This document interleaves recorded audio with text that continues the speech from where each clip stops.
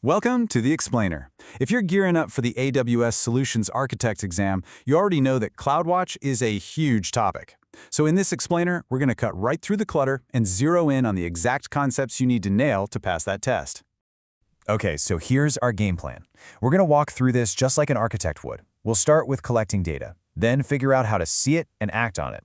Then we'll check on application performance, and we'll finish up with a super handy cheat sheet of the key facts for your exam.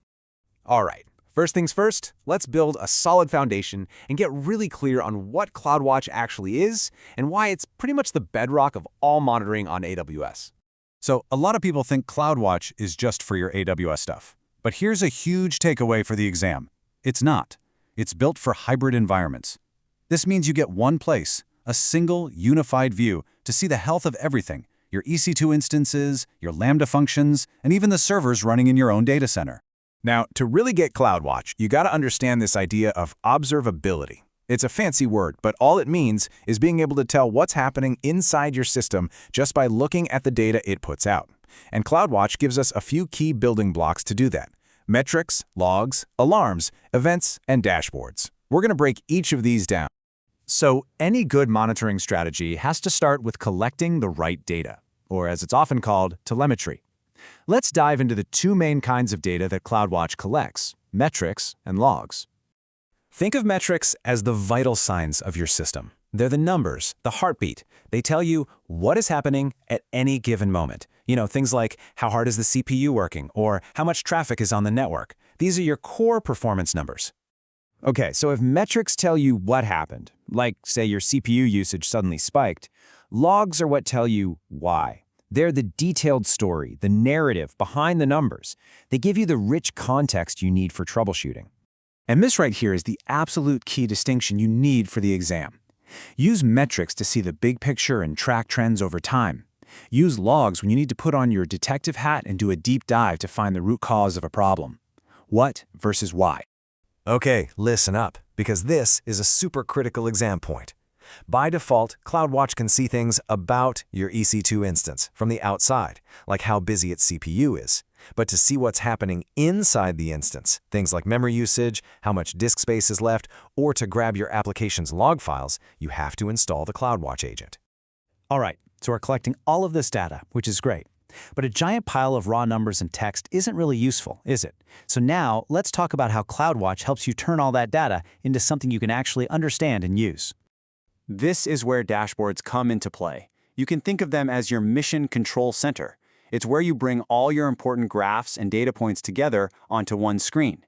You can even pull in metrics from different services and different regions to create what we call a single pane of glass to see the health of your entire application.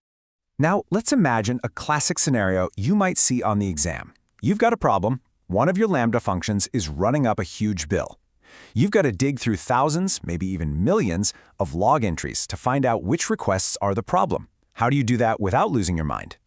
And the answer they're looking for is CloudWatch Logs Insights. This thing is an absolute game changer. It gives you a powerful query language to search and analyze your log data almost instantly. So with a simple query like this one, you can tell it to just look at the Lambda report logs and then sort every single request by how long it was built for. Boom, you've found your most expensive requests. So we can collect data and we can analyze it.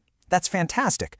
But the next step, where you really level up as an architect, is moving from just reacting to problems to proactively and automatically responding to them before they even become a crisis. And the heart of that automation is alarms. It's really just a simple if-then statement for your infrastructure. You set a rule, like if the CPU utilization goes above 80% for 5 straight minutes, then do something. And that something can be sending a notification or even automatically adding more servers to handle the load. Now here's a little detail the exam loves to trip people up on. An alarm doesn't just have two states, OK and alarm. It actually has 3. And that third one, the one people always forget, is insufficient_data. This state is triggered when CloudWatch doesn't have enough data points to know if things are good or bad, which can happen if a server suddenly goes offline. As an architect, it's not just about setting up alarms. It's about setting up smart alarms.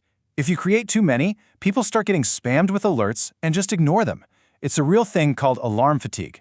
The solution is to use composite alarms. They let you combine multiple conditions to create one really meaningful alert, like only page me if the database CPU is high and my application latency is also high. Okay, so we've been focused on the health of our infrastructure. But let's be real, what actually matters most is the experience our end users are having. So now, let's move up the stack and talk about that.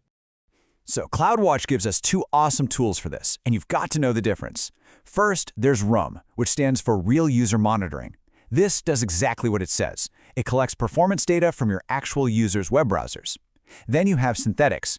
You can think of these as your little robot testers, or Canaries, that run 24/7, constantly hitting your website to make sure it's up and fast, even when you don't have any real users online. All right, we've covered a ton of stuff. Let's wrap it all up and boil it down into a rapid-fire review of the absolute must-know concepts for your certification exam. First, just a quick and easy one to remember. The AWS free tier gives you 10 standard metrics and 10 alarms at no cost. It's a great way to get some hands-on practice without spending a dime. This table right here is pure gold for your exam prep. Let's just run through it. CloudWatch Agent, you need that to get data from inside the operating system. Logs Insights, that's your super fast search engine for logs. Alarms, don't forget the 3 states: OK, alarm, and insufficient data. Composite alarms, that's your tool for reducing that annoying alarm noise. And RUM versus synthetics, that's real user data versus simulated robot checks. Simple as that. So as you keep studying for the exam and start designing your own systems, I want to leave you with this final question. Because you can design the most amazing, complex, and brilliant architecture, but if you can't see what's happening inside it, you're flying blind. And as an architect, one of your most important jobs is to give your team sight.